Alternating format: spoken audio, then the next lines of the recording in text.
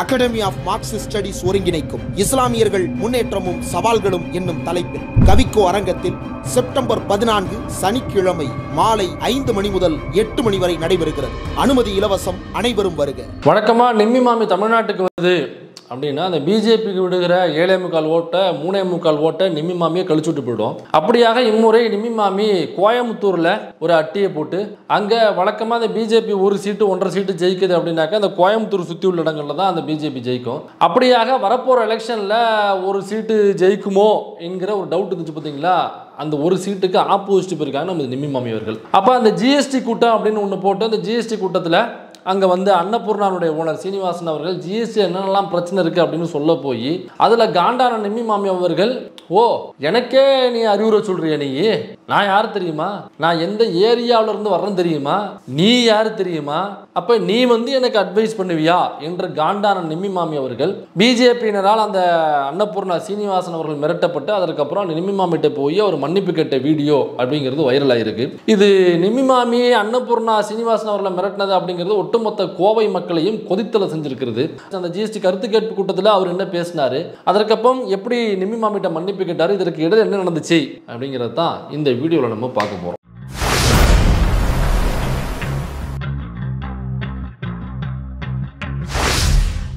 நிம்மி மாமி அவர்கள் கோயம்புத்தூர்ல ஒரு ஜிஎஸ்டி கருத்து கேட்பு கூட்டம் அப்படின்னு ஒன்று போடுறாங்க. இந்த ஜிஎஸ்டி கருத்து கேட்பு கூட்டத்தில் அங்கே உள்ள கோவையை சுற்றி உள்ள முதலாளிகள்லாம் போயிட்டு ஜிஎஸ்டினால எங்களுக்கு எவ்வளோ வருவாய் வந்திருக்கிறது, அல்லது வருவாய் வருதா, அல்லது வருவாய் போகுதா, ஜிஎஸ்டியில் என்னென்னலாம் பிரச்சனை இருக்கு, இந்த ஜிஎஸ்டி அப்ளை பண்ணும் பொழுது அவர்களுக்கு ஏற்படுற இடர்பாடுகள் என்னென்ன இருக்கு, அல்லது ஜிஎஸ்டியில் என்னென்னலாம் மாற்றங்கள் கொண்டு வரலாம் போன்ற கருத்துக்களை அவங்களுக்கு என்னென்ன தோணுதோ அவர்களுடைய அனுபவத்திலிருந்து நேரடியாக நிதியமைச்சர்கிட்ட அந்த கருத்துக்களை பகிர்ந்துக்கலாம். அந்த நிதியமைச்சர் நோட் பண்ணி வச்சுட்டு அது ஜிஎஸ்டியில் அந்த மாற்றம்லாம் கொண்டு வரணும் அப்படின்னு சொல்லிட்டு அந்த ஜிஎஸ்டிக்கான கவுன்சிலில் கொண்டு போய் அந்த மாற்றங்களை கொண்டு வரதுக்கான அந்த குழுவில் இவங்க இந்த மாதிரிலாம் தமிழ்நாட்டில் சொல்கிறாங்கன்னு அந்த கருத்தை கொண்டு போய் அங்கே சப்மிட் பண்ணணும். அதற்கான மீட்டிங் தான் அந்த மீட்டிங்கு. அதற்கு போனவர் தான் அன்னபூர்ணாவுடைய ஓனர் சீனிவாசன் அவர்கள். அன்னபூர்ணா அப்படிங்கிறது கோயம்புத்தூரில் ஒரு 3 தலைமுறைக்கு மேலே இயங்கக்கூடிய ஒரு ஹோட்டல் அது அன்னபூர்ணா அப்படிங்கிறது. அப்போ அங்கே ஏகப்பட்ட கஸ்டமர்களை கொண்டது அன்னபூர்ணா அப்படிங்கிறது. அப்ப அன்னபூர்ணா 3 தலைமுறைகளாக இயங்குது அப்படின்னாக்கா அது அவ்வளவு பெரிய நிறுவனமாக இயங்கும் பொழுது இந்த வரிகளில் இதற்கு முன்னாடி ஜிஎஸ்டிக்கு முன்னாடி என்னென்ன வரி வகைகள் இருந்தது அதையும் அவங்க ஹேண்டில் பண்ணியிருப்பாங்க. ஜிஎஸ்டி வந்ததுக்கு அப்புறம் ஜிஎஸ்டியும் அவங்க ஹேண்டில் பண்ணியிருப்பாங்க. இப்படி எல்லா வரி வகைகளையும் ஹேண்டில் பண்ணியிருக்கக்கூடிய ஒரு முக்கியமான அனுபவஸ்தராக அவர் போயிட்டு ஜிஎஸ்டியில் அந்த கருத்து கேட்பு கொடுத்தா தன்னுடைய கருத்தை தெரிவிக்கிறார். அதாவது என்ன சொல்றாரு அப்படிங்கிறது நீங்களே பாருங்க. எங்களுக்கு ஒரே ஒரு இஷ்யூ தான் மேடம், அது உங்க பக்கத்தில் இருக்கிற எம்எல்ஏ எங்களுடைய ரெகுலர் அன்னபூர்ணா கஸ்டமர் வரப்பெல்லாம் சண்டை போடுறாங்க. ஏன்னா எங்களுக்கு நீங்க ஸ்வீட்டுக்கு 5% வச்சிருக்கீங்க ஜிஎஸ்டி இன்புட் கொடுக்குறீங்க, ஃபுட்டுக்கு 5% வச்சிருக்கீங்க, இன்புட் கிடையாது. இந்த காரத்துக்கு 12% வச்சிருக்கீங்க. அடுத்தது பேக்கரியில பாத்தீங்கன்னா பிரெட்டும் பன்னும் விட்டுட்டீங்க. மீதி எல்லாத்துக்கும் அப் டு 28% வச்சிருக்கீங்க. இந்த அம்மா வர வேண்டியது ஜிலேபி சாப்பிட வேண்டியது, அடுத்தது காஃபி கொடுக்கணும், காரம் வேணுங்கிறது, காரத்துக்கு 12ன்னு சொன்னா உடனே சண்டைக்கு வர்றது. இது டெய்லி எங்களுக்கு நடக்குது பிரச்சனை. ஒரே பில்லுல ஒரு ஃபேமிலிக்கு டிஃபரெண்டா ஜிஎஸ்டி போட்டு கொடுக்கறது கஷ்டமா இருக்கு. ஒரு பன்னுக்கு ஜிஎஸ்டி கிடையாது, பன்னுக்குள்ள ஒரு கிரீம் வச்சுட்டா அதுக்கு 18% ஆயிருக்கு. கஸ்டமர் என்ன சொல்றாரு, நீ கிரீமையும் ஜாமையும் கொண்டா நானே வச்சுக்கிறேன், கடை நடத்த முடியல. அப்போ அந்த அன்னபூர்ணா ஓனர் சீனிவாசன் என்ன சொல்றாருனாக்கா இந்த ஜிஎஸ்டியே வேண்டாம் அப்படின்னு சொல்லக்கூடிய நபர் அவர் இல்லை. அவர் ஒரு தொழில் நடத்திட்டு இருக்காப்புல. அதனால இந்த ஜிஎஸ்டி என்னென்ன பிரச்சனை இருக்கு அப்படிங்கிறதா அவர் முக்கியமாக சொல்ல வருது. ஸ்வீட்டுக்கு 5% நீங்க ஜிஎஸ்டி போடுறீங்க, காரத்துக்கு 12% நீங்க ஜிஎஸ்டி போடுறீங்க, பன்னு எடுத்துக்கிட்டோம்னாக்கா பன்னு பிரெட்டுக்கு ஜிஎஸ்டி கிடையாது. ஆனால் அதே பன்னுக்குள்ள இப்படிக்காண்டு ஜாம தடவை கொடுத்தோம்னாக்கா அதுக்கு 12% 28% வரைக்கும் அதுக்கு வரியை போடுறீங்க. அப்போ வர்ற கஸ்டமர் என்ன பண்ணுறாங்கனாக்கா, ஏப்பா அப்போ நீங்கள் பன் பட்டர் ஜாம் போட வேணாம், பன்னு தனியாக கொடுத்துருங்க, அந்த ஜாமை தனியாக கொடுத்துருங்க, நாங்களே தடவிக்கிறோம், எதுக்கு 28% வேஸ்ட்டாக ஜிஎஸ்டி, பண்ணை மட்டும் தனியாக வாங்கினா ஜிஎஸ்டி கிடையாதுல்ல அப்படின்னு அவங்க எங்ககிட்ட சண்டை போடுறாங்க. அதுவும் குறிப்பாக உங்கள் பக்கத்தில் உட்காந்துருக்கிற வானதி சீனிவாசன் எம்எல்ஏ அவர்கள் எங்கள் தொகுதிக்கு உட்பட்டவங்க, அவங்க அடிக்கடி நம்ம கடைக்கு வர்றாங்க, வந்துட்டு ஸ்வீட்டு சாப்பிட்றாங்க, அப்புறம் காஃபி சாப்பிட்றாங்க, அப்புறம் காரம் சாப்பிட்றாங்க. அவங்களே கேள்வி எழுப்புறாங்க, என்ன ஸ்வீட்டுக்கு 5% ஆனால் காரத்துக்கு 12% போடுறீங்க அப்படின்னு சொல்லி அவங்களே எங்கிட்ட சண்டை போடுறாங்க. அப்போ ஒரு குடும்பத்திலேருந்து பல பேர் சாப்பிட வருவாங்க, சாப்பிட வர்றவங்க 2 பேர் ஸ்வீட் சாப்பிடுவாங்க, 5 பேர் காரம் சாப்பிடுவாங்க, ஒரு 3 பேர் காப்பியோட நிறுத்திப்பாங்க, 4 பேர் காரம் காப்பி ஸ்வீட் எல்லாத்தையும் கலந்து சாப்பிடுவாங்க. இதெல்லாம் எப்படி பில் போடுறது அப்படின்னு முக்கியமான கொஸ்டின் எழுப்புறாரு. இதில் அவர் சொல்ல வர்ற முக்கியமான இன்னொரு விஷயம் என்னன்னா, நீங்கள் ஸ்வீட்டோ காரமோ ரெண்டுத்துக்கும் இன்புட் ஒன்று தான், அதே கடல மாவு தான், அதே மாஸ்டர் தான், அதே எண்ணெய் சட்டி தான், அதே எண்ணெய் தான், அதே ஸ்டவ் தான். அப்போ இன்புட் எல்லாமே ஒன்று தான். இதில் ஜீனியை போட்டால் ஸ்வீட்டு, அதில் காரப்பொடியை போட்டால் அது காரம், அம்புட்டு தான். அப்போ நான் பொருள் வெளியில் வாங்கும் பொழுது அதே கடல மாவை தான் நான் வாங்க போகிறேன், அதே சேம் ஜிஎஸ்டியை தான் நான் வாங்க போகிறேன். நான் ஸ்வீட்டுக்காக கடல மாவு வாங்குறேன் அப்படிங்கிறதுக்காக அந்த கடல மாவுக்கு கம்மியான ஜிஎஸ்டியும், காரத்துக்காக கடல மாவு அப்படின்னு சொல்லிட்டு நான் அதிகமான ஜிஎஸ்டி கொடுத்து நான் பொருள் வாங்க போகிறதில்ல. ரெண்டுத்துக்குமே ஒரே இன்புட் தானே. அப்போ இங்கே பில் போடும்பொழுது நாங்கள் அப்படி தானே போடணும். அப்போ இங்கே ஸ்வீட்டுக்கு மட்டும் 5% போடுறீங்க, அதே இன்புட்டில் ஒரு காரம்னு ஒன்று செஞ்சோம்னாக்கா அதுக்கு நீங்கள் 12% போடுறீங்க. இது எங்களால் பில்லு போட முடியல, கம்ப்யூட்டரே திணறுது அப்படின்னு சொல்கிறாப்புல. இதுலேயும் ஜிஎஸ்டி என்ன பெரிய பிரச்சனைனாக்கா அடிக்கடி மாற்றிக்கிட்டே இருப்பாங்க. அப்போ மாற்றும் பொழுது கம்ப்யூட்டரில் இன்புட்டு நேரடியாக யூனியன் கவர்மெண்ட்லேருந்து ஆள் போட்டு வந்து அவங்க இன்புட்டை கொடுத்துட்டு போக மாட்டாங்க. அவங்க மாற்றிட்டு நியூஸ் போட்டு போயிட்டே இருப்பாங்க.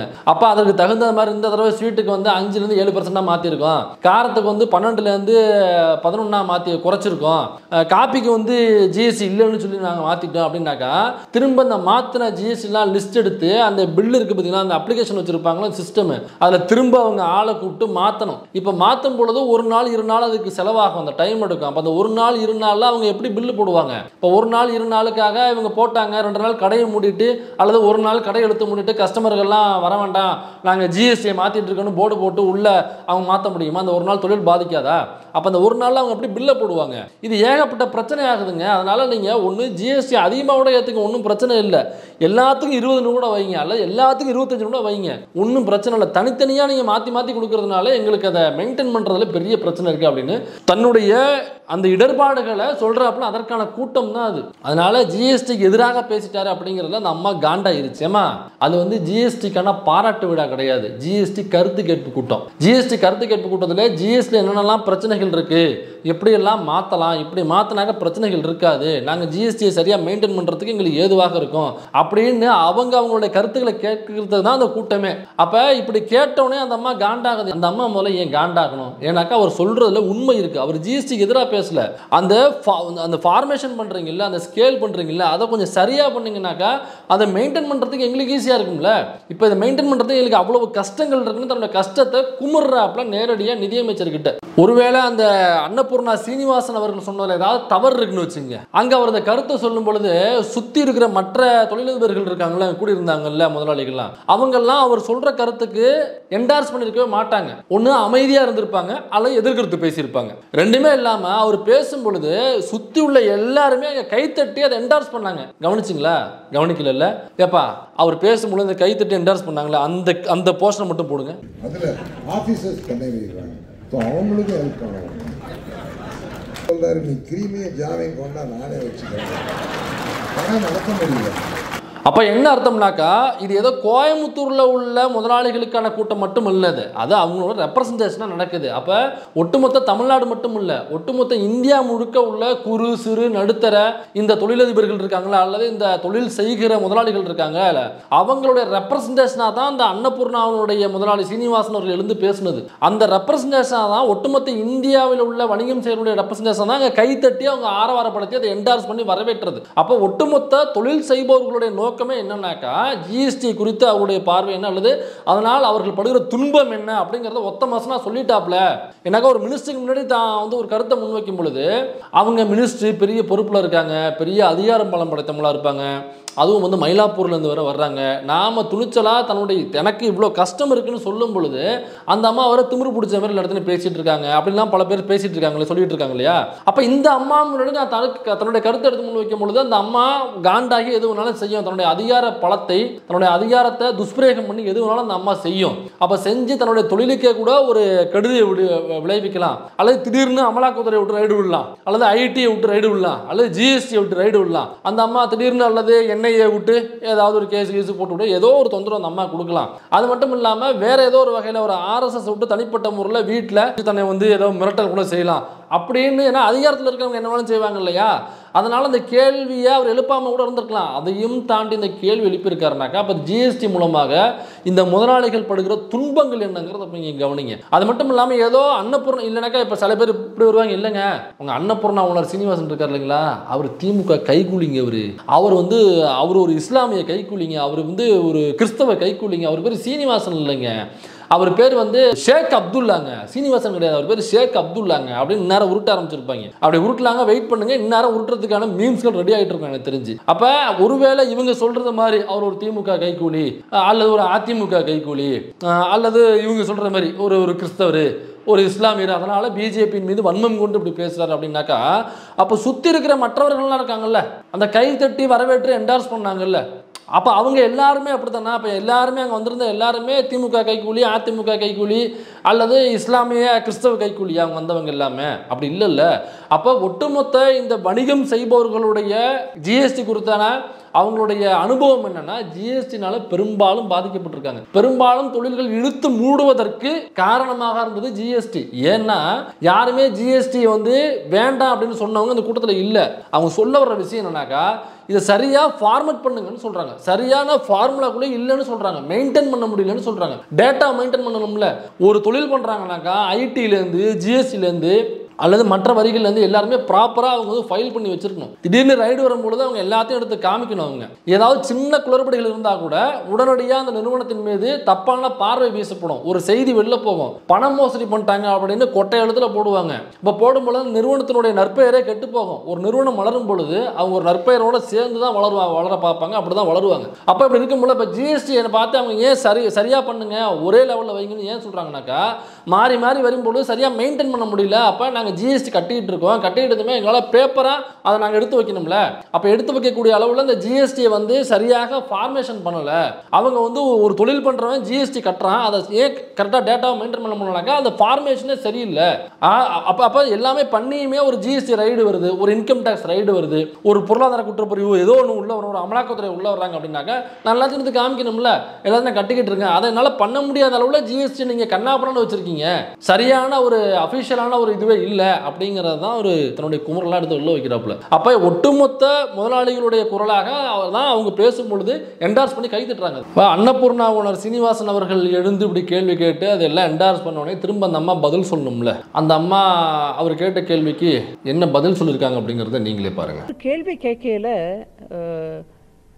பன்னுக்கு இப்படி ரேட்டு, பன்னுக்கு டேக்ஸ் இல்லைங்க, ஆனால் பன்னில் க்ரீம் போட்டு கொடுத்தா அது வேறு ரேட்டாக இருக்குது, இதெல்லாம் எங்கள் கம்ப்யூட்டரால் ஏற்றுக்க முடியல, கம்ப்யூட்டரே திணறுதுன்னு ரொம்ப ஜனரஞ்சகமாக பேசினார். ஜனரஞ்சகன்ற வார்த்தை இப்போ தமிழில் புழக்கத்தில் இருக்கோ இல்லையோ தெரியல, ஆனால் காதால் கேட்குறவங்களுக்கு ஆஹா அப்படின்ற மாதிரி பேசினாங்க. ஜனரஞ்சகமாக பேசுறதுனால ஜிஎஸ்டிக்கு பரம விரோதமாக இருக்கக்கூடிய மக்களுக்கு அது ரொம்ப ஆதாயமாக கிடைக்கும். பார்த்தீங்களா, ஊருக மாமியை கேள்வி கேட்டார், அதுவும் என்ன சிரிக்கிறாங்க எல்லாரும். அந்த அம்மாவுக்கு விஷயம் தெரியுமா?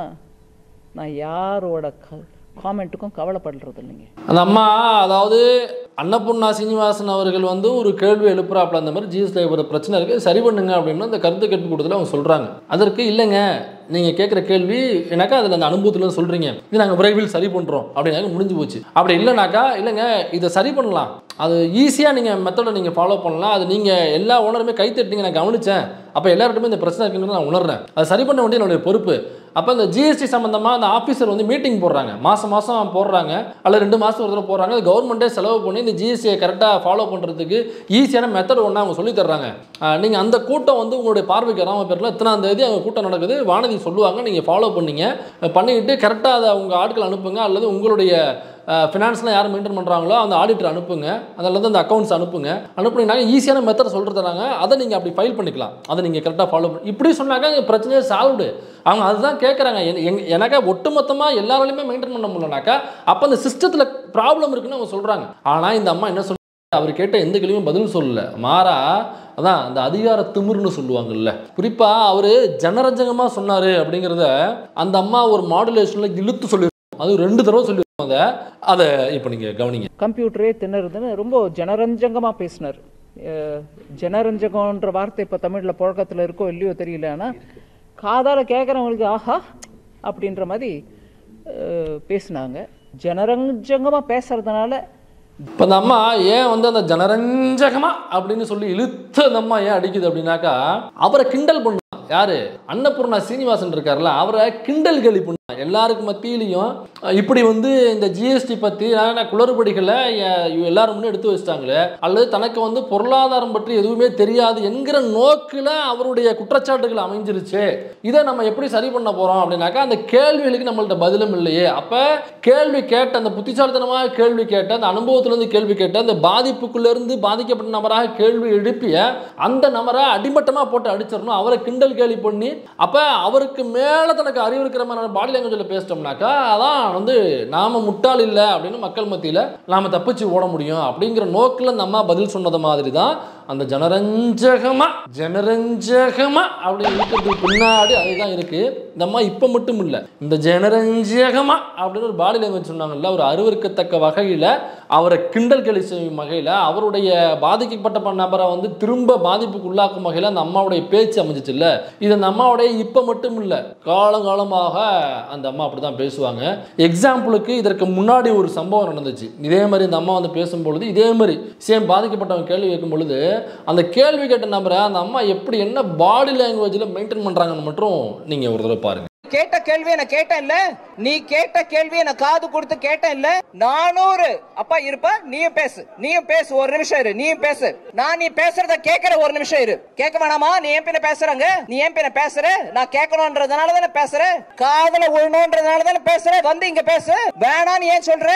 நீ பேசுறதா இருந்தா மைக். ஸோ இந்த அம்மா இப்படி தான் யாராவது ஏதாவது கேள்வி கேட்டாங்கனாக்கா இப்படி தான் எடுத்துரிஞ்சு பேசுவாங்க. இது ஏன் எடுத்துரிஞ்சு பேசுகிறாங்கனாக்கா கேட்டவர் யார் தெரியுமா? அன்னபூர்ணா சீனிவாசன்கிறவர்.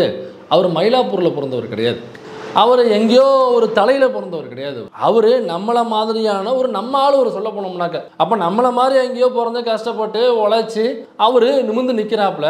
அதனால அவர் ஒரு மயிலாப்பூர்காரர் இல்லை, அவர் 3% இல்லை அப்படிங்கிறதுனால இந்த கிண்டல் கேலி துணிகள் இல்லை. ஆமாம், நீங்கள் எதுக்கு எடுத்தாலும் அந்த 3% மயிலாப்பூர் இங்கேயே வந்து நிற்பீங்க, நீங்கள் அவங்க ஏதோ அப்படியே அசிங்கப்படுத்துகிற மாதிரி ஒரு இதை பண்ணிட்டாப்புல அப்படிங்கிறதுனால இந்த அம்மா வந்து ஒரு கவுண்டர் கொடுக்க விதமாக சொல்கிறாங்களே தவிர இதுக்கு அதுக்கு முடிச்சு போடாதீங்க அப்படின்னு நீங்கள் கேட்கலாம். ஆனால் இப்போ இவர் சொன்னது அசிங்கப்பட்டதாக அவங்க நினைக்கிறாங்க. அது கருத்து கேட்பு கூடல ஒரு கருத்து சொல்லியிருக்காப்புல, அவ்வளோதான். ஆனால் இதுவே அசிங்கம்னு நம்ம நினைக்கிறாங்கனாக்கா இதை விட பன்மடங்கு அசிங்கப்படுத்தக்கூடிய அளவில் சுப்பிரமணிய சாமின்னு ஒருத்தர் இருக்காப்புல இல்லை, அவர் பிஜேபிக்காரரு. அவர் இந்த நிமிஷம் வரைக்கும் இந்த அம்மாவை இவன் தான் பேட்டியில் பேசுவாப்புல. ஒரு பேட்டி கொடுக்க போறாருனாக்கா ஒரு சேனலுக்கு நிர்மலா சீதாராமன் அவர்கள் அவள் இவள், அவங்க ஒரு ஃபினான்ஸ் மினிஸ்டர் அவங்க. ஸோ அவங்கள வந்து அவள் இவள் அப்படின்னு ஒருமையில் சுப்பிரமணிய சாமி இந்த நிமிஷம் வரைக்கும் அப்படி தான் பேசிகிட்டு இருக்காரு. அவளுக்கு ஒன்றுமே தெரியாது, அவளுக்கு வந்து ஃபினான்ஸ்னால் என்னென்னு தெரியாது அப்படின்னு சொல்லிட்டு ஒருமையில் தான் இந்த நிமிஷம் வரைக்கும் சுப்பிரமணிய சாமி பேசிக்கிட்டு இருக்காரு. அப்போ சுப்பிரமணிய சாமியே ஃபினான்ஸ் மினிஸ்டர் ஆகிய நிர்மலா சீதாராமன் அவர்களை மட்டும் இல்லை, நம்மளோட பிரைம் மினிஸ்டர் மோடிஜி அவர்களே அப்படி தான் பேசுகிறாப்புல. அவர்லாம் சவுக்கிதார் அப்படிங்கிறாப்புல. சவுக்கிதார்னாக்கா காவல்காரர். அப்போ நீங்கள் யாருங்க? நான் பிராமணன், அவர் காவல்காரருங்க அவர். அப்போ மோடிஜி அவர்களையும் இந்த மாதிரி இழிவாக பலமுறை பேசியிருக்காப்புல. மோடிக்கு ஒன்றுமே தெரியாது, ஒரு இலவும் தெரியாதுங்கிற அளவுக்கு மோடி அவர்களையும் அவருடைய தனிப்பட்ட வாழ்க்கை அவருடைய திருமண உறவையும் கொடுத்து கூட நிறைய இடத்துல கிண்டல் கேலி பண்ணி பேசியிருக்காப்புல நம்ம சுப்பிரமணிய சாமி அவர்கள். அப்போ இப்படி அன்னபூர்ணா ஓனர் சீனிவாசன் அவர்கள் தான் பாதிக்கப்பட்டதுலேருந்து ஒரு கேள்வி எழுப்புறாரு. அதுவே நீங்கள் தன்னை அசிங்கப்படுத்ததான் நினச்சிட்டு இப்படி நீங்கள் திரும்ப அவரை கேள்வி கிண்டல் பண்ணுறீங்க. ஆனால் சுப்பிரமணிய சாமி பொழுதுனைக்கு இதுதானே வேலையாகவே வச்சிருக்காப்புல.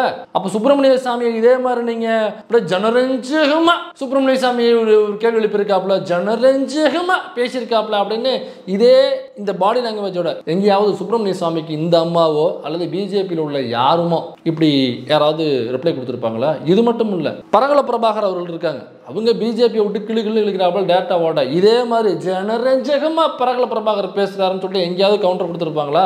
சரி, ஓகே, நிர்மலா சீதாராமனோட வீட்டுக்காரர் தான் பரகல பிரபாகர் அப்படிங்கிறனால சரி பர்சனல்னு சொல்லிவிட அதை நம்ம தவிர்த்துருவோம். கமலஹாசன் இருக்காப்புல, பிஜேபி அப்படி விமர்சிக்கிறாப்புல அவரு. இதே கமலஹாசன் ஜனரஞ்சகமா பேசுறாப்புல கமலஹாசன் சொல்லிட்டு விமர்சிச்சிருப்பாங்களா அவங்க? இவங்க அப்படி பேசினதுக்கு அப்புறம் அந்த அன்னபூர்ணா சீனிவாசன் அவர்களை வந்து பிஜேபியினரால் மிரட்டப்பட்டிருக்காப்புல, லிட்டரலாக மிரட்டப்பட்டிருக்காப்புல. மிரட்டப்பட்டு அவர் வந்து நிர்மலா சீதாராமன் அவர்களை வந்து தனிப்பட்ட முறையில் சந்திச்சு ஒரு மன்னிப்பு கேட்கிற அளவுக்கு அன்னபூர்ணா ஓனர் சீனிவாசன் அவர் மிரட்டப்பட்டிருக்காப்புல.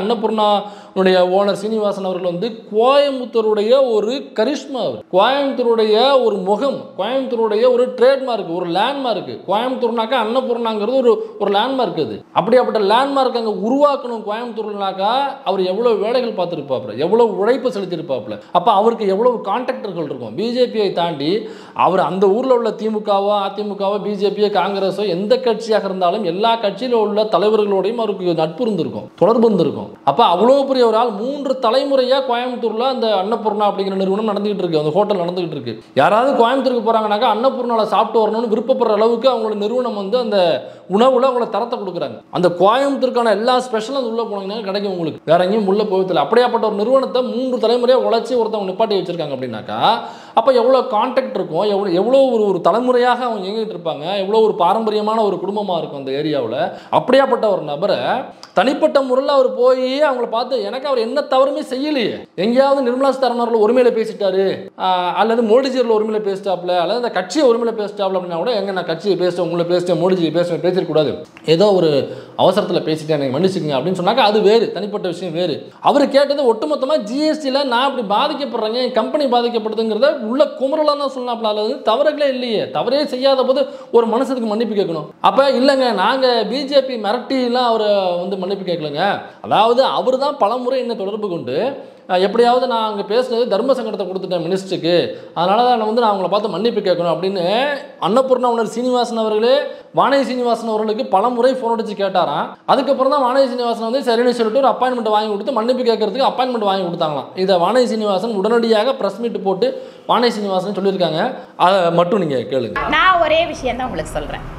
ஹோட்டல் நிர்வாகத்தையோ ஹோட்டல் உரிமையாளரையோ நாங்கள் வற்புறுத்தியோ நாங்கள் மிரட்டியோ இல்லை, நாங்கள் கேட்டோம்.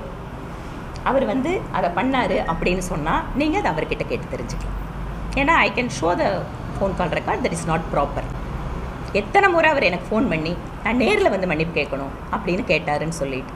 ஸோ அதனால் இது சம்மந்தமாக நாங்கள் ஏதாவது எங்கள் தரப்பில் இருந்து நாங்கள் அவரை அப்ரோச் பண்ணோமா அப்படிங்கிறத நீங்கள் கேட்டுக்கோங்க. சரிங்க, இப்படியே வச்சுப்போம். இப்போ அவங்க மிரட்டலை, இவரே வந்து தானாக போய் மன்னிப்பு கேட்க போயிருக்காரு அப்படின்னாலும் கூட வானதி சீனிவாசன் என்ன சொல்லிடணும், ஐயா நீங்கள் எதுக்கு மன்னிப்பு கேட்குறீங்க, நீங்கள் கோயம்புத்தூரில் நீங்கள் எவ்வளோ பாரம்பரியமான ஒரு குடும்பம், நீங்கள் எதுக்கு நீங்கள் தவறு செய்யலைங்களேங்க, நீங்கள் ஜிஎஸ்டியில் எவ்வளோ பிரச்சனைகள் இருக்குன்னு எங்களுடைய பார்வைக்கு கொண்டு வந்திருக்கீங்க, இதெல்லாம் அவ்வளோ பிரச்சனைகள் இருக்குது சரி பண்ணுங்கம்மா அப்படின்னு எங்களுடைய பார்வைக்கு தானே கொண்டு வந்திருக்கீங்க, இதுக்கு எதுக்கு நீங்கள் மன்னிப்பு கேட்க வரணும், இதுக்கு மன்னிப்பு கேட்க வேண்டிய அவசியமே இல்லைங்க, அது தேவையில்லைங்க, இது அதெல்லாம் ஒன்றும் இல்லைங்க, அவங்க மினிஸ்டர் வந்து அதெல்லாம் கேஷுவலாக தான் எடுத்துப்பாங்க, நீங்கள் சரியான ஒரு விஷயத்தான் கொண்டு வந்துருக்கீங்க பார்வைக்கு, இதுல என்ன நீங்க மன்னிப்பு கேட்க வேண்டியிருக்கு அப்படின்னு சொல்லி வானதி சீனிவாசன் அங்கே கட் பண்ணிருக்கணும் ஐயாவை இப்படி எல்லாம் பேசி. ஆனா அப்படி எல்லாம் அவங்க பேசல அப்படிங்கிறது அவங்க மன்னிப்பு கேட்டதுலேருந்து தெரியுது. இப்போ அவர் மன்னிப்பு கேட்கும் பொழுது நிர்மலா சீதாராமன் அவர்களாக சொல்லியிருக்கணும், சரி வானதி சீனிவாசன் அவர்கள் சொல்லலை, நிர்மலா சீதாராமன் அவர்களாக சொல்லியிருக்கணும்ல, ஒரு மேன்மை பொருந்தியவராக இருக்கும் பட்சத்தில், ஒரு சிந்தனைவாதியாக, ஒரு அறிவாளியாக, அனைத்து உயிரில் மீது கருணை உள்ளம் கொண்ட ஒரு நபராக இருக்கும் பட்சத்தில், அனைத்து உயிரில் மீதும் ஒரு அன்பு கொண்ட ஒரு பாசம் கொண்ட ஒரு நபராக இருக்கும் பட்சத்தில் கோயம்புத்தூர் மக்கள் மீது மற்ற மக்களோட விடுங்க, கோயம்புத்தூர் எனக்கு அவங்க தானே ஓட்டு, எங்க கோயம்புத்தூர்ல நீங்க தானே ஓட்டு போட்டு வானதி சீனிவாசன் தேர்ந்தெடுத்தீங்க, அங்கே தானே பிஜேபி கொஞ்சம் வளரதான் சொல்லிக்கிறாங்க. அப்போ அந்த மக்கள், இங்கே உள்ள மக்கள் தான் பிஜேபி கொஞ்சம் ஆதரவு தர்றாங்க. எனக்கு கோயம்புத்தூர்ல ஆதரவு தர்றதுங்கிறது சாதாரண விஷயம் இல்லை. ஒட்டுமொத்த முதலாளிகளும் கோயம்புத்தூர்ல தான் இருப்பாங்க. தமிழ்நாட்டுடைய மான்செஸ்டர்னு சொல்லுவாங்க கோயம்புத்தூரை. அப்போ ஒட்டுமொத்த தொழிலும் கோயம்புத்தூர்ல தான் பெருவாரியாக நடந்து. அப்ப அங்க உள்ள ஓனர்கள் முழுக்க காசு பலம் பொட்டன்ஷியல் மிக்க ஓனர்லாம் அங்க இருப்பாங்க. அப்ப அவர்களுடைய அனுகிரகம் பிஜேபிக்கு இருந்தா மட்டும் தான் அங்க பிஜேபி வர முடியும், ஜெயிக்க முடியும். வானதி சீனிவாசன் ஜெயிச்சிருக்காங்கன்னா ஏதோ பிஜேபியினுடைய திட்டங்களை பார்த்து எல்லாம் மக்கள் கொண்டு நொட்டி இல்லைங்க. பிஜேபி அப்படி நமக்கு என்ன நொட்டுனுச்சு நாம கொண்டு ஓட்டு போடுறதுக்கு. அப்ப அங்க உள்ள முதலாளிகளுடைய கண் பார்வையும் படணும். அப்ப வானதி சீனிவாசன் அவர்களுக்கு இவங்களுடைய ஓனருடைய கண் பார்வை பட்டா மட்டும்தான் அவங்க இந்த எலெக்ஷன்ல ஜெயிக்கிறதுக்கான வாய்ப்புகள் அதிகமாகவும் இருக்கும். ஏக்கா வானதி சீனிவாசன் அக்கா அந்த அம்மா ஏதோ வந்து கூப்பிட்டு மன்னிப்பு கேட்க விட்டு அந்த வீடியோ வைரல் பண்ணி விட்டு கெத்த காமிக்கணும்னு சொல்லிட்டு எனக்கா அந்த அம்மா எலெக்ஷன்ல நிக்காது ஒருபோதும், நின்னாக்கா ஓட்டு விழுகாதுங்கிறது தெரியும். அப்படி இருக்கிற அந்த அம்மா ஏதோ அவங்க அதிகார திமிரில் பேசுறாங்க அப்படின்னாக்கா உங்களுக்கு கொஞ்சமாவது அரசியல் ஞானம் வேணும்லக்கா, உங்களுக்கு கொஞ்சமாக அரசியல் ஞானம் இருந்தாக்கா அந்த அம்மா பேசிட்டு போயிடும். நாளை பின்னா நாம தான் எலெக்ஷன்ல நிற்போம், நின்று நாம தான் போய் மக்கள்கிட்ட ஓட்டு கேட்போம், இங்கே உள்ள முதலாளிகள் தான் நமக்கு சப்போர்ட் பண்ணுவாங்க, அப்போ இங்கே உள்ள நம்ம மக்களையே பகைச்சிக்கிட்டு நம்ம மக்களையே ஒருத்தரை கொண்டு போய் அங்கே நிற்க வச்சு மன்னிப்பு கேட்க வச்சு அந்த வீடியோ வெளியிட்டு அவருக்கான ஒரு மரியாதையை நம்ம இழிவுபடுத்துகிறோம், அல்லது அவருடைய தொழிலை வந்து அசிங்கப்படுத்துகிறோம், அவ்வளோ பெரிய பாரம்பரியமிக்க குடும்பத்தில் உள்ள ஒருத்தரை கூட்டு வந்து மன்னிப்பு கேட்க வச்சு அவரை வந்து இழிவுபடுத்துகிறோம் அப்படின்னாக்கா நம்ம ஊரில் நாலு பின்னா நான் ஓட்டு கேட்கும் போது எவன் ஓட்டு போடுவான், அல்லது ஓட்டு கேட்கும் போதில் எவன் தெருவுக்குள்ளே நம்மளை விடுவான், ஏற்கனவே ஹெல்மெட் போட்டு தான் ஓட்டு கேட்க போகிறோம். இதுலேயும் இப்படி ஒரு சம்பவம் நடந்துச்சுனாக்கா கோயம்புத்தூர்ல நம்ம செல்வாக்கு போயிடுமே அப்படிங்கிற தெளிவு உங்களுக்கு கொஞ்சம் இருந்திருக்கணும்ல. போச்சா இதுக்கப்புறம் கோயம்புத்தூருக்குள்ளேயே நீங்கள் ஓட்டு கேட்க முடியாது. சரி பார்ப்போம் மக்கள் என்ன சொல்கிறாங்க பாப்பா. நிர்மலா சீதாராமன் அவர்கள் சொல்லியிருக்கணும்ல, அவங்க மன்னிப்பு கேட்க முடியாது. ஐயா நீங்கள் என்ன என்கிட்ட மன்னிப்பு கேட்குறீங்க? நீங்கள் வயசில் எவ்வளோ மூத்தவர், நீங்கள் 3 தலைமுறையாக அந்த தொழிலை பார்த்துக்கிட்டு இருக்கீங்க, என்னையை விட உங்களுக்கு அனுபவம் அதிகம். அப்போ இதில் வந்து ஜிஎஸ்டியில் என்னென்ன பிரச்சனைகள் இருக்குது அப்படிங்கிறது என்னையை விட உங்களுக்கு தான் அதிகமாக தெரிஞ்சிருக்கும். அப்போ அதனால தான் வந்து முன்னாடி உள்ள டேக்ஸ் சிஸ்டமோட இந்த டேக்ஸ் சிஸ்டம் வந்து உங்களுக்கு பயனுள்ளதாக இருக்கா அல்லது நஷ்டகரமாக இருக்கா அல்லது பிரச்சனைகள் எதுவும் இருக்கா அப்படிங்கிறதுக்கான கருத்து கேட்பு கூட தான். அதை நீங்கள் உங்களுடைய கருத்து தானே சொன்னீங்க, அதில் எந்த தவறும் இல்லை. எதுக்கு நீங்கள் மன்னிப்பு கேட்குறீங்க? நீங்கள் மன்னிப்பு கேட்க வேண்டிய அவசியமே இல்லையே அப்படின்னு இந்த அம்மா சேர்ந்து பேசின வீடியோவும் வெளியில் வந்திருந்ததுனாக்கா சரி ஓகே, இவரே இதை மன்னிப்பு கேட்க போயிருக்காரு, அந்த அம்மா பாருங்க பெருந்தன்மையாக அவங்க சொல்கிறாங்க பாருங்க, அது அப்போ சரிதான்ப்பா இவர் பேசியிருக்காரு, அந்த அம்மா ஏதாவது கவுண்டர் கொடுத்தாங்க, ஆனால் அதில் தவறு இல்லைங்கிறது நம்ம புரிஞ்சுக்கிட்டு இருக்காங்க, இவர் சொன்ன கருத்தில் எடுத்துக்கிட்டு இருக்காங்க, ஜிஎஸ்டியில் பிரச்சனை இருக்குங்கிறத புரிஞ்சுட்டு இருக்காங்க அப்படின்னு நம்ம புரிஞ்சுக்கலாம். ஆனால் அப்படி ஒரு வீடியோ வரவே இல்லையே. இவர் மன்னிப்பு கேட்ட வீடியோ மட்டும் தானே வெளில வந்திருக்கு. அப்போ பிஜேபி மிரட்டி மன்னிப்பு கேட்க வைக்கல, இவராக போய் தான் மன்னிப்பு கேட்டார் அப்படின்னாக்கா என்ன கூட அந்த வீடியோ எடுக்கிற பையனையும் கூட கூட்டு போய் ஏப்பா நான் மன்னிப்பு கேட்கும் பொழுது அந்த வீடியோ எடுத்து வெளியிடு அப்படின்னு அவரே சொல்லுவாரா? கோயம்புத்தூருக்கே முகம்ங்க அவரு அன்னபூர்ணா சீனிவாசன்கிறவரு, அவர் எப்படி தான் ஒரு அசிங்கப்படுறத இப்படி மன்னிப்பு கேட்டதுனாக்கா பெரிய அசிங்கம் தானே அது அவருக்கு ஊருக்குள்ள. அப்போ அவ்வளோ பெரிய அசிங்கத்தை அவரே வீடியோ எடுத்து பரப்பேனே அசிங்கப்படுத்துங்கன்னு சொல்லுவார் அவரு. அப்படி இல்லைல்ல. அப்போ அந்த வீடியோ வெளியிட்டது யாரு? சரி அவரே வந்து மன்னிப்பு கேட்கறன்னு வச்சுப்போம். அந்த வீடியோ வெளியிட்டது யாருப்பா? அந்த வீடியோ விட்டு எல்லா மீடியாவுக்கும் அனுப்பி எல்லா சோஷியல் மீடியாவுக்கும் வந்து அந்த வீடியோவை ஏன் வெளியிட்டீங்க?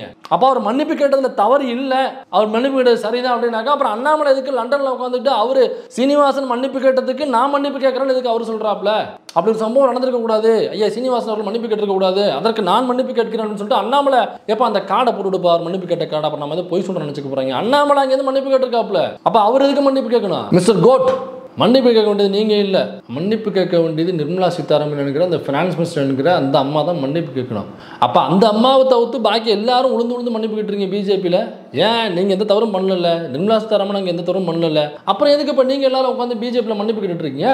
அப்போ மன்னிப்பு கேட்கணும்னாக்கா இல்லை தவறு செஞ்சது நிர்மலா சீதாராமன் அந்த ஃபினான்ஸ் மினிஸ்டர் தான், எப்போ அவங்க தான் அதில் மன்னிப்பு கேட்கறதா கேட்கணும். ஏன் அவங்க மன்னிப்பு கேட்க மாட்டாங்களா? ஏங்க தவறு செஞ்சாக்கா தவறுன்னு உணர்ந்து மன்னிப்பு கேட்கறதுல என்ன உங்களுக்கு அவ்வளோ பெரிய கஷ்டம்? அண்ணாமலை கேட்குறாருல, எங்கால அண்ணாமலை கேட்குறாருல, நீங்கள் கேளுங்க, தப்பு செஞ்சுருக்கீங்கல்ல. அதெல்லாம் இங்கே வந்து மட்டும் நீங்கள் உடனடியாக ஏதாவது பேச உடனே காண்டாகி பேசுகிறீங்க. இதே மாதிரி நீங்கள் போன தடவை வெளில வந்த பொழுது வந்தீங்கல்ல, இயற்கை சீற்றம் வந்த பொழுது வந்தீங்களா, என்ன பண்ணீங்க? எங்கள் கோயிலுக்குள்ளே போயிட்டு உண்டியலில் காசு போடாதீங்க, தட்டில் போடுங்க அப்படின்னு உங்களால் பேச தெரியுதுல்ல, சொல்ல தெரியுதுல்ல. அப்போ ஜிஎஸ்டின்னு ஒரு பிரச்சனை வரும். எனக்கு அவன் சொல்கிறாப்புல அங்கே இந்த பிரச்சனை நடக்குது, கோயிலுக்கு பின்னாடி இந்த சௌச்சாலயம் கட்டியிருக்காங்க, அதாவது கழிப்பிடம் கட்டியிருக்காங்க, அதை வந்து எடுக்க சொல்லணும் அப்படிங்கும்போது அதை உடனடியாக கூப்பிட்டு ஏப்பா அதெல்லாம் கொஞ்சம் சரி பண்ணுங்க, அதை கொஞ்சம் சரி பண்ணி விடுங்க, அதை என்னென்னு கொஞ்சம் சரி பண்ணணும், அதை இடிச்சு தள்ளுங்க முதல்ல அப்படின்னு சொல்ல தெரியுதுல்ல உங்களுக்கு. உண்டியல்ல காசு போடாதீங்க, தட்டில் அவருக்கு காசு போடுங்கன்னு சொல்ல தெரியுதுல்ல, அதுக்கு சொல்யூஷன் சொல்ல தெரியுதுல்ல. அப்போ இங்கே உள்ள வியாபாரம் வியாபாரம் பண்ற ஒருத்தவன் அந்த வியாபாரத்தில் வளர்ந்தாதான் அவன் நாட்டுக்கு கான்ட்ரிபியூட் பண்ணுவான். இப்போ அவனுடைய தொழில் நசிங்க போதுனாக்கா அவனுடைய கான்ட்ரிபியூஷன் நாட்டுக்குள்ளங்கிறது இருக்காது. அப்போ அவனுடைய தோல்விங்கிறது நாட்டினுடைய தோல்வியாக போய் முடியும். சிம்பிள் லாஜிக் இது, ரொம்ப ரொம்ப ரொம்ப ரொம்ப சிம்பிள் லாஜிக் இது. அப்போ அங்கே மட்டும் உண்டியல்ல போடாத தட்டில் போடுங்கன்னு சொல்ல தெரியுது. இங்கே தொழில் பண்ற ஒருத்தவன் இந்த நாட்டுக்கு அவனால அந்த கோயிலில் நிற்கிறவங்களால நாட்டுக்கு எந்த கான்ட்ரிபியூஷனும் கிடையாது, ஒரு இடமும் கிடையாது அவங்களால நாட்டுக்கு. இப்போ அவங்களுக்கே நீங்கள் போய் சொல்யூஷன் சொல்லி விட்டு அப்பா உடனடியாக கார்பரேஷனை கூப்பிட்டு அது இடிங்கன்னு சொல்கிறீங்க, உண்டியலில் போடாதீங்க தட்டில் போடுங்கன்னு சொல்கிறீங்க. இப்போ நாட்டுக்கு கான்ட்ரிபியூஷன் செய்கிற இந்த முதலாளிகள் இந்த நிறுவனத்தை சார்ந்தவங்களை வந்து தனக்கு ஒரு கஷ்டம் ஜிஎஸ்டியில் உள்ள பிரச்சனைகள் சொல்லும் பொழுது அவங்களே மன்னிப்பு கேட்க வைப்பீங்க. நீங்கள் இல்லை ஏதோ ஒரு பாயிண்ட் கிடச்சிருச்சு அதனால் பிஜேபிக்கு எதிராக உள்ளவங்களாம் எடுத்து அடிச்சிட்டு இருக்காங்க அப்படின்னு நினச்சிட்டு இருப்பீங்க. அப்படி கிடையவே கிடையாது. ஏன்னாக்கா அந்த ஜிஎஸ்டி கூட்டத்துக்கு போன முக்கால்வாசி பேர், ஏன் முக்கால்வாசி இல்லை 99% பேர் வந்து பிஜேபிக்கு ஆதரவானவர்கள் தான் அங்கே போயிருக்காங்க. அவங்களே பாதிக்கப்படுறாங்கன்றதான் உண்மை அந்த ஜிஎஸ்டியில். அதனால தான் அவர் சொல்லும் பொழுது பூரா பேரும் கைத்தட்டி என்டார்ஸ் பண்றாங்க. அது மட்டும் இல்ல, இந்த பிஜேபி ஆதரவாளர்கள் நிறைய பேரே வந்து நிர்மலா சீதாராமனை கண்டிச்சு அன்னபூர்ணா சீனிவாசன் அவர்களுக்கு ஸ்டாண்ட் வித் அன்னபூர்ணா அப்படின்னு ஹேஷ்டாக் போட்டு அவருக்கு ஆதரவாக சோஷியல் மீடியா இயங்கிட்டு இருக்காங்க. குறிப்பா இந்த இந்தா வாங்கிக்கோ அப்படின்னு ஒரு ஐடி இருக்கும். அது திராவிட அரசியலுக்கு எதிராக நிறைய மீம்ஸ் போட்டு அவங்களுக்கு எதிரான கருத்துக்களை பரப்பக்கூடிய ஒரு ஐடி. அவங்க இன்னைக்கு பார்க்கும்பொழுது என்னன்னாக்கா நிர்மலா சீதாராமனுக்கு எதிராக அன்னபூர்ணா உணருக்கு ஆதரவாக ட்வீட் போட்டு அவர் எழுதியிருக்காப்புல அந்த இந்தா வாங்கிக்கோ அப்படிங்கிற ஐடி. அந்த இந்தா வாங்கிக்கோ அவர் என்ன சொல்றாருனாக்கா, அதே பிஜேபி சார்ந்த ஒரு நபர் பாலாஜி எம்எஸ்னு ஒரு ஐடி பிராக்கெட்ல எம்எஸ்பின்னு போட்டிருக்கு, அதான் பிஜேபி ஐடி. அந்த பிஜேபி ஐடி அன்னபூர்ணா சீனிவாசன் அவர்கள் அந்த மன்னிப்பு கட்ட வீடியோ இருக்குல்ல, அதை போட்டு பயங்கரமா அவர் வந்து செல்ஃபா ஆர்கசமாக இருந்திருக்காரு. அதை கோட் ட்வீட் பண்ணி தயவு செய்து இப்படி பண்ணாதீங்க, இது ரொம்ப தவறான செயல். அன்னபூர்ணா சீனிவாசன் அவர்கள் என்ன தவறு பண்ணாரு? ஒருவேளை அவர் மன்னிப்பு கேட்டிருந்தாலும் கூட அந்த வீடியோவை எடுத்து போட்டு அன்னபூர்ணா சீனிவாசன் என்கிற அந்த பாரம்பரியம் மிக்க ஒரு நபரை நீங்க இழிவுபடுத்துவீங்களா, அசிங்கப்படுத்துவீங்களா அந்த கோவைக்காரரை? இது தவறு இல்லையா, முதல்ல டெலீட் பண்ணுங்க இதை அப்படின்னு அவருக்கு அறிவுரை சொல்லி டெலீட் பண்ண வைக்கிறாப்ல. யாரு? இந்தா வாங்கிக்கோ அப்படிங்கிற ஐடி. ஸோ அப்போ அவர் ஏன் அப்படி சொல்றாருனாக்கா, இந்த விஷயம் இந்த செயல் தவறு, இதை பிஜேபியை மேலும் தமிழ்நாடு மட்டுமில்லை இந்தியா முழுக்க படுதோல்வி அடைய செய்யும். குளிதோண்டி போட்டு பிஜேபி புதைப்பதற்கு தான் இந்த ட்வீட்டோ அல்லது இந்த செயலோ உதவுமே தவிர பிஜேபியினுடைய வளர்ச்சிக்கு சல்லி பைசா கூட உதவாது அப்படிங்கிறது தான் அவர் போட்டிருக்க ட்வீட்டினுடைய சாராம்சம். அதில் வானதி சீனிவாசன் அவர்களையும் வந்து டேக் பண்ணி போட்டிருக்காப்ல. அப்போ இவங்க எல்லாமே சேர்ந்து பண்ணது அன்னபூர்ணா சீனிவாசன் அவர்களுக்கு எதிராக பண்ணதுங்கிறது ரொம்ப தவறான செயல், அநீதியான ஒரு செயல், அயோக்கியத்தனமான ஒரு செயல் அப்படிங்கிறதான் சொல்ல வர்றாப்புல. அதுக்கு கீழே இந்த ஷியாம் சேகர்னு இந்த டிபேட்லாம் கூட எப்பயாவது வந்து உட்காருவான்னு நினைக்கிறேன். ஒரு இந்த வாயை சுற்றி வேலையை போட்டு அந்த முகரெல்லாம் பார்க்குறதுக்கு ஒரு மாதிரி வாமிட் வரும். அது கீழே அவர் பிஜேபி ஆதரவாளர் போட்டிருக்கு, அவர் போட்டிருக்காப்புல. அதாவது இதான் நம்ம சொசைட்டினுடைய ப்ராப்ளம், அது கீழே போட்டிருக்காப்புல. This the problem with our society, நம்ம சொசைட்டி ஒரு பெரிய ப்ராப்ளம் பாது அப்படின்னு 2-3 வரை எழுதியிருக்காப்புல. அப்போ எழுதும்போது அதை படித்து பார்க்கும்போது என்னன்னாக்கா, ஏதோ நிர்மலா சீதாராமன் அவர்களுக்கும் அல்லது வானதி சீனிவாசனுக்கும் இந்த பிரச்சனையை பற்றி இப்படிலாம் இந்த சொசைட்டி பெரிய ப்ராப்ளம் பண்ணக்கூடாது, இதெல்லாம் எவ்வளோ பெரிய விஷயமா மாறும் தெரியுமா அப்படின்னு சொல்லி எழுதுன மாதிரி நமக்கு தோணுது. ஏன்னா அவன் எல்லாம் திருந்துட்டான் போல் இருக்கு அப்படின்னு பார்த்தோம்னாக்கா, அதுக்கு அடுத்த கமெண்ட் பாருங்க, அதுக்கு கீழே அவனே அந்த வாய் சுற்றி வழி போட்டிருப்பான், அவனே போட்டிருக்கான். The actual question to be asked is, would any businessman talk like this man did on camera in a public forum to any state minister அப்படின்னு கேட்டிருக்கான் இந்த தற்குறி. என்ன கேட்குறா, எங்க இல்லைங்க, அதாவது ஆக்சுவல் கொஸ்டின் நீங்கள் என்ன தெரியுமா எழுப்பியிருக்கணும் அப்படின்னு யார்கிட்ட கேட்குறாப்புல? நிர்மலா சீதாராமன்கிட்டயா? இல்லை. வானதி கிட்டயா? இல்லை. யார்கிட்ட கேட்குறாப்புல? இந்தா வாங்கிக்கோ ஐடிகிட்ட போய் கேட்குறான்ப்பா அவன், நீ போட்டுருந்தா தப்பு அப்படின்னு இந்தா வாங்கிக்கோ ஐடிகிட்ட போயிட்டு ஆக்சுவல் கொஸ்டின் என்ன தெரியுமா பேசியிருந்திருக்கணும், இதை பேசக்கூடாது. பாருங்க, யாராவது ஒரு பிஸ்னஸ் மேனு எந்த ஸ்டேட் மினிஸ்டர் கிட்டையாவது இந்த மாதிரி பேச முடியுமா?